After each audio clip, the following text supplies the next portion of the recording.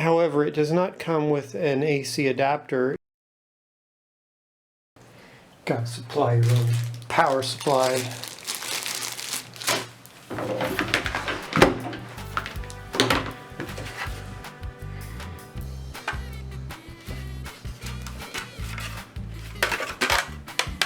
What the hell? So that didn't work. What do you do, this or something?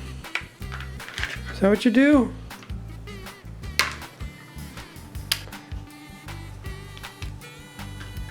Alright, I looked at the instructions, so apparently this, you need one of these damn cell phone chargers. There you go. Alright, so I got a nice 1084 monitor. The only problem is I cannot find out how to plug that damn thing. There's something about this connector here being the output. That's some kind of weird connector. I've never seen that before. And of course you need I mean, normally Mikas have a DB23. You can just pick up one of those real easy these days, right? I think their local Radio Shack probably has one, or Fry's Electronics. But anyway, yeah, so apparently there's this HDMI thing. So I'm gonna have to, you know, go to Fry's Electronics and buy a brand new freaking modern monitor to get this thing to work.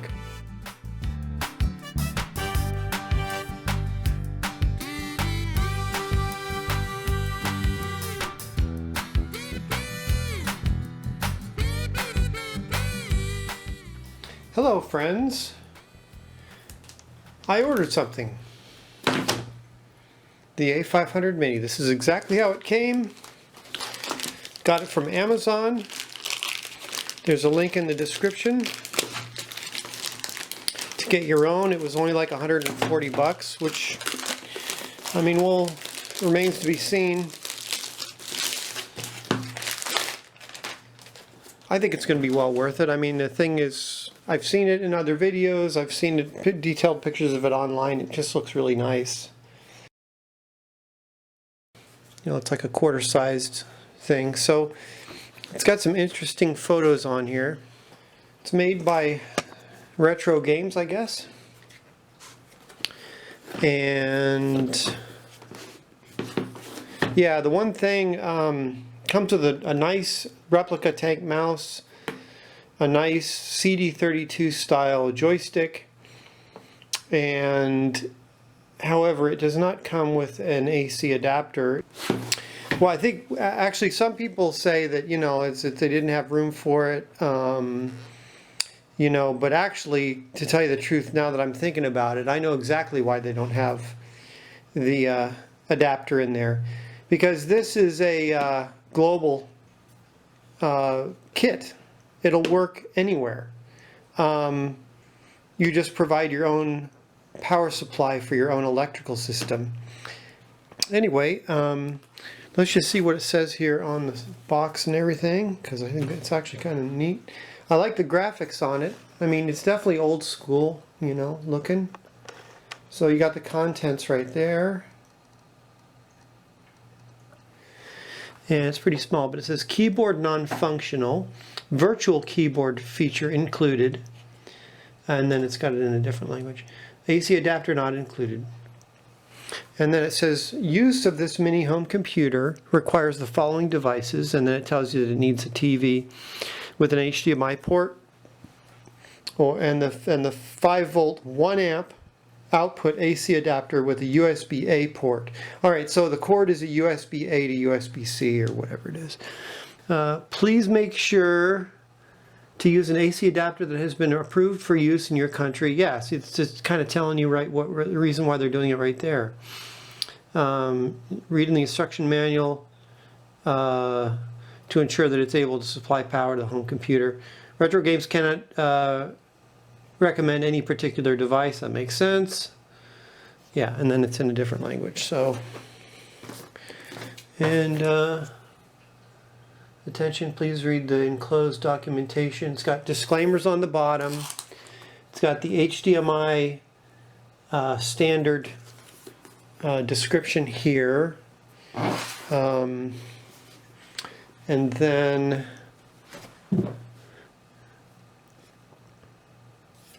Yeah, it's a multi-language device: English, French, Italian, German, Spain, and Poland, I guess.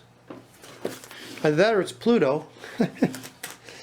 So anyway, so it's, oh, here we go. So it's got the complete included collection. I think the box is actually, yeah, I like the box. I haven't even opened the damn thing, and I like the retro look of the box. Zoom out just a hair, make sure I get the whole thing in there. So, yeah, and then on the top it's just got a picture of it, so let's open it up.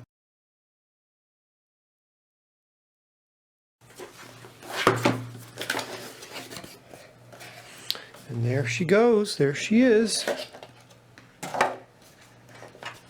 That is so cool. Yeah, and hypothetically you could say, you know, they could have made the keyboard, there probably was a way expensively to make the keyboard functional, but how functional would it be when it's a quarter of the size and your fingers wouldn't really fit in there very well? I mean, it would be almost impossible. That you could probably hunt and peck with your pinky or something, or use the back of a pen or something, but it is very cool. I do like how it's, you know, the replica portion of it. Got a blocked off floppy thing, floppy plate. I don't know if this button's used for something. It looks like you could push it.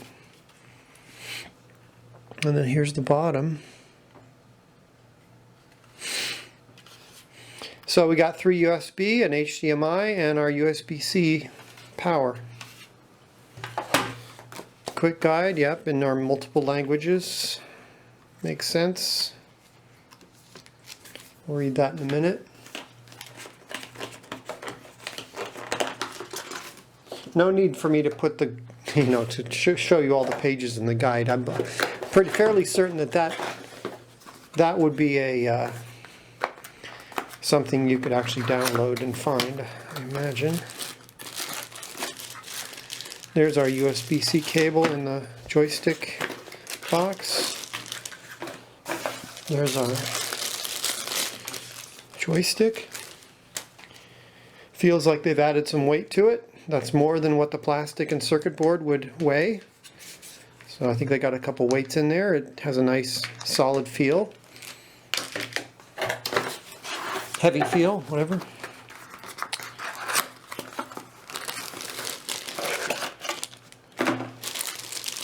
Oh, it came with an HDMI cable. Nice touch. I like that. It matches the color. You know, I guess if you're particular about that kind of thing, I would think that that might look better than using a black one, which is what you'd normally have. And here's your little tank. This thing's cute. It's a little optical mouse. I actually made one of these, an optical mouse from scratch. I 3D printed, designed and 3D printed the case. Only mine's full size. This one is, I did it because I was going to put modern components into an Amiga 1000, but then I decided I wouldn't do that because I just kind of like the Amiga 1000 the way it is. But I had a Raspberry Pi mounted in there and everything. Anyway, that's a whole other story. So there it is, the A500 Mini. So you notice that it doesn't say the Amiga A500, and it also doesn't say Commodore, and there's no symbol for Amiga and there's no symbol for Commodore. That stuff is tied up like you wouldn't believe in the legals, the international legal system. It's kind of nuts. You know, it's because no single one large company bought all of the rights for Commodore or the Amiga. You know, both. And so it was split between different companies, and you know, it's just a big mess. So Cloanto has a Retro Games is obviously the company that makes this. Cloanto They're the ones that make Amiga forever. But does this thing really include ROMs? Or even Workbench? I didn't think so, but it might. I know you can now run ADFs directly on it, which is on the latest update. So that's great news. Just put a USB thumb drive in there with ADFs and boom. That's a huge, huge advantage.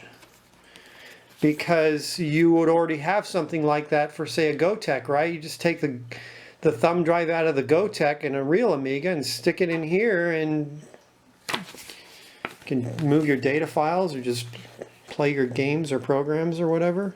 Of course, this emulates an Amiga. It's not, obviously not a real Amiga, but it emulates, much faster Amigas. I don't think it's quite as fast as you can get a Raspberry Pi 3 or 4 based emulator, but it's good enough. I mean, what are you going to do? Little size comparison.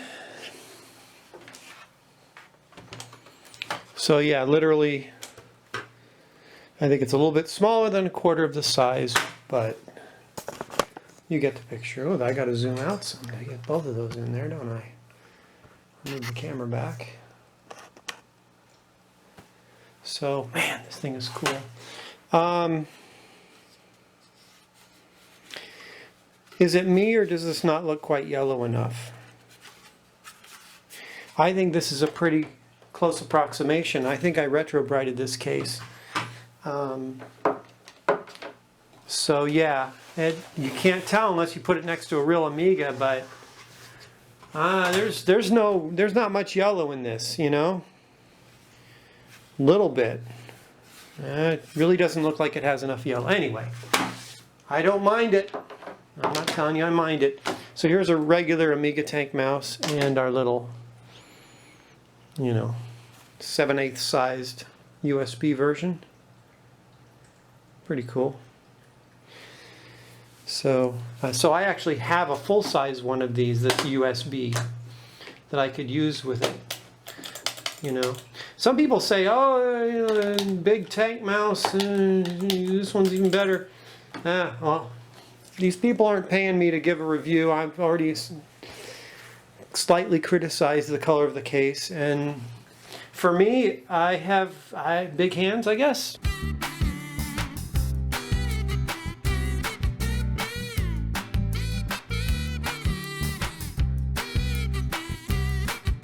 So the tank mouse was always good for me. This one actually seems a little small. Kind of see it's a little, doesn't my hand look a little bit awkward? Got to put your fingers right together pretty much. This one, oh yeah, no. Full-size mouse is better for me. So if I do anything extensive on this, I might actually choose to use the one I made.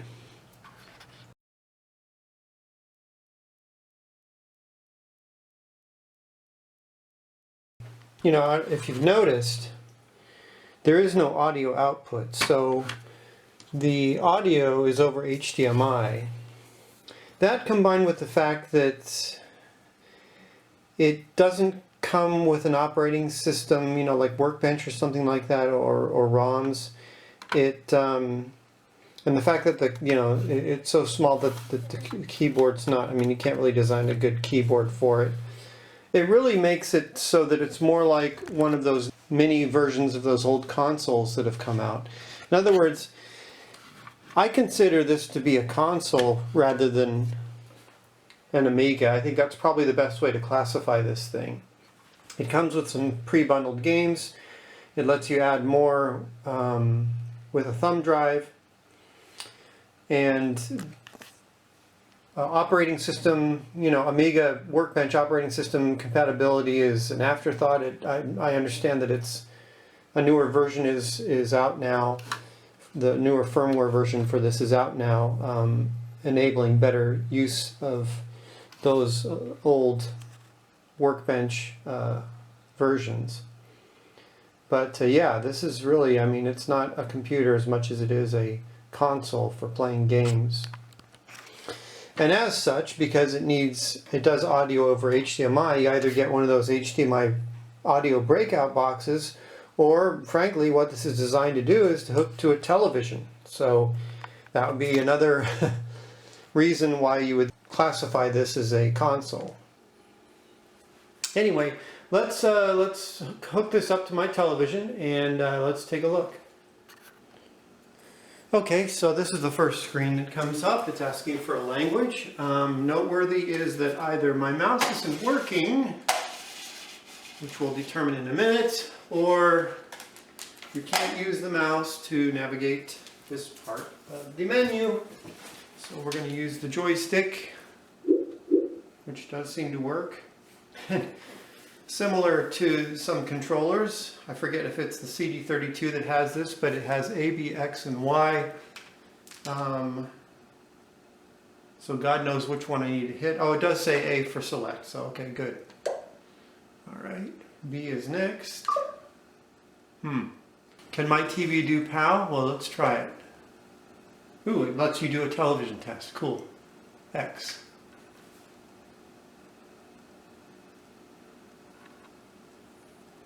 Alright, my television does do this. Alright, that's it.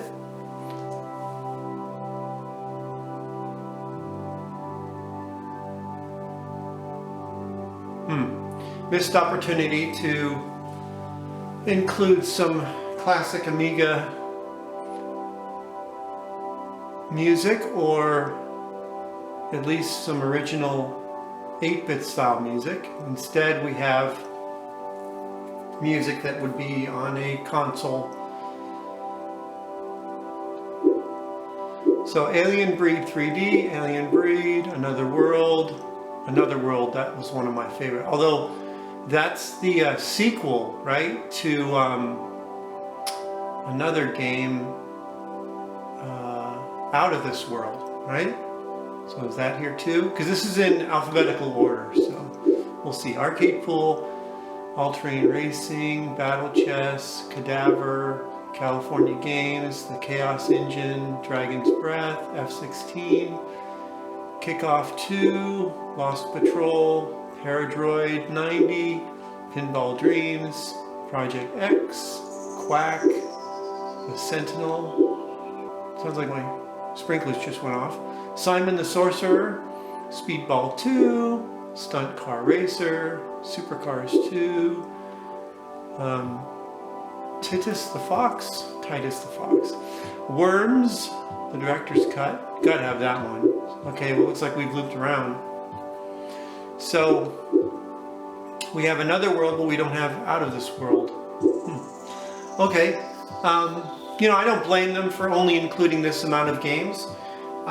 They would have had to have gotten permission or paid licensing, and sometimes even getting a response from the developers where it's just one guy with the license or a big conglomeration that couldn't give a crap about you is, you know, is a daunting process. So as long as they give us something that can load ADFs on it, I'm not complaining. So it's like we have a menu button and we can hit options. Okay, well, here are options for the system. Display options. Cool, we can do a screen fit, or we can zoom in. CRT effect enables an effect that simulates the scan lines of it. Oh, interesting. So it's going to give us a little bit of flicker. Image smoothing smooths the game to look less blocky on a large screen. Cool. You may want to have it look blocky though, so you may turn that off. So anyway, let's go to system options, mouse sensitivity, music volume.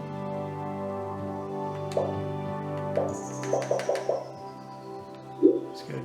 Power LED. Now this I know. This will switch the LED off when the audio filter is disabled. That's how the Amiga 500 used to work. Certain games will do that. They'll load and then all of a sudden the Amiga power light will go off because the audio filter's been turned off, and that, I guess the games are programmed to do that here as well, so that's kind of cool. Anyway, I'm not going to bother with that. Let's close that. Language, we know what that is, right? Yeah. Advanced options, here we go. Television settings. Okay, we've got the setting for the 50 or 60 hertz. By the way, 50 hertz is PAL, 60 hertz is NTSC, and I believe any modern TV would probably be able to do the 50 hertz. Enable this option if your television can display a full 720p image without cropping. Okay, I don't know what TV would have a problem with that, but they obviously thought of it, which is nice. System information. Okay, so this is really good. I just bought this, you know, a few weeks ago, and if I go to look for whether I want to update it, you know, I'm going to want to look at this number, I guess 1.0.0 Manhattan.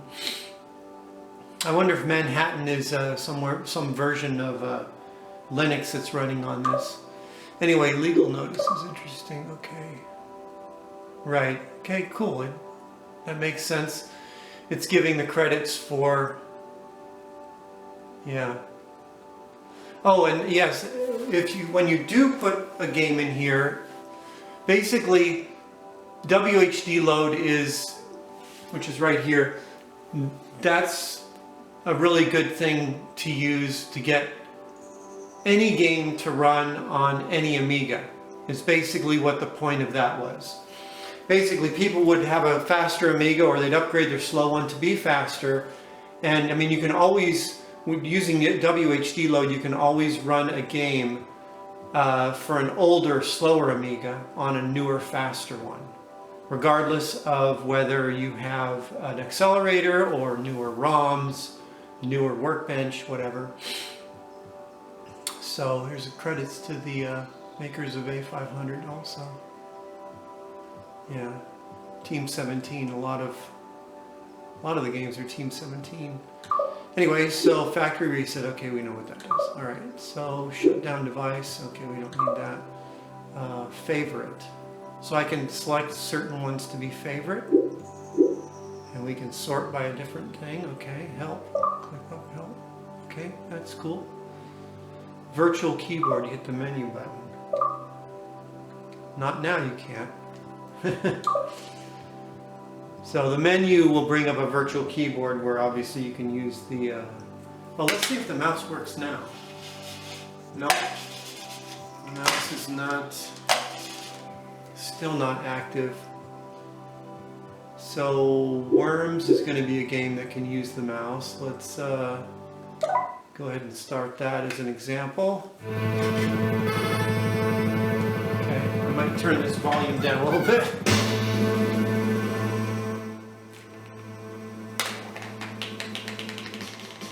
Okay, interesting. The controller is now useless, it doesn't work. However, if I hit the menu does have a virtual keyboard. Okay, that's cool. And I can use the D-pad to move it around. But let's see the mouse. Okay, the mouse is working now. Interesting, okay.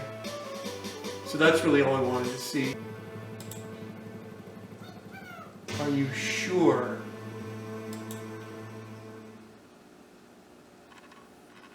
Well, that was interesting. Did you see that Workbench screen come up? Kind of curious as to how this thing works more. Anyway, so this is my unboxing and introductory video to the A500 Mini. I hope you had fun, or this is interesting to you. We'll talk to you later, friends. Bye now.